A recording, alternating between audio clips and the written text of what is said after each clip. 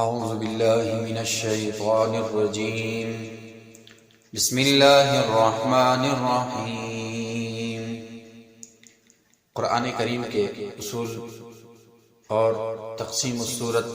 اور قرآن کریم کے حصوں کی تقسیم آپ کے سامنے بیان ہو چکی تھی۔ آج قرآن کریم کی تفسیر کے متعلق پڑھتے ہیں کہ قرآن کریم کی تفسیر کے کون سے اصول ہیں۔ تو قرآن کریم کے تفسیر کے 4 درجے ہیں۔ نمبر 1، تفسیر القرآن بالقرآن، قرآن کریم کی تفسیر قرآن کریم سے، یعنی ایک جگہ قرآن کریم میں ایک مضمون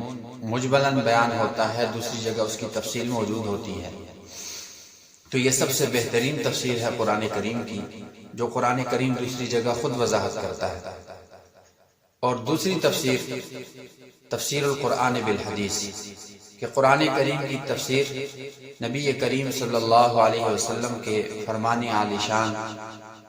اس سے کی جائے، تو یہ بھی معتبر ذریعہ ہے تفسیر کا۔ اور تیسرے نمبر پر تفسیر القرآن باقوال الصحابہ، صحابہ کرام رضوان اللہ تعالی علیہم اجمعین کے اقوال سے، ان سے قرآن کریم کی تفسیر کی جائے۔ اور چوتھے نمبر پر تفسیر القرآن باقوال التابعین، تابعین سے قرآن کریم کی تفسیر اور ائمہ مجتہدین سے۔ اس کے اپنے مراتب ہیں کہ اگر قرآن کریم کی تفسیر قرآن میں آ گئی، قرآن چونکہ قطعی ہے، تو اس کے مقابلے میں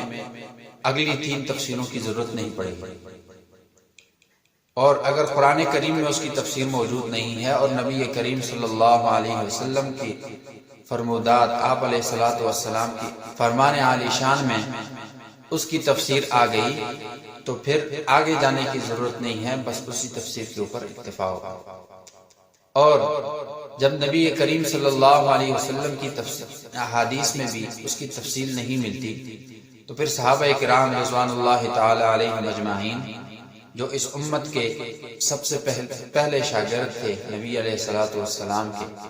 جنہوں نے براہ راست نبی کریم صلی اللہ علیہ وسلم سے قرآن کریم سیکھا، ان کے اقوال کی روشنی میں قرآن کریم کی تفسیر ہوگی۔ اگر اس میں بھی موجود نہ ہو تو پھر آخر میں چوتھے نمبر پر اقوال مجتہدین یا تابعین کے اقوال، ان کی روشنی میں قرآن کریم کی تفسیر ہوگی، کیونکہ نبی علیہ الصلوۃ والسلام کا ارشاد ہے، خیر القرون قرنی ثم الذین یلونہم ثم الذین یلونہم، کہ بہترین زمانہ میرا زمانہ ہے، پھر ان لوگوں کا زمانہ جو ان سے ملے ہوئے ہیں، اور پھر ان کا زمانہ جو ان سے ملے ہوئے ہیں۔ تو اللہ رب العالمین ہمیں قرآن کریم کو سمجھنے کی توفیق عطا فرمائے،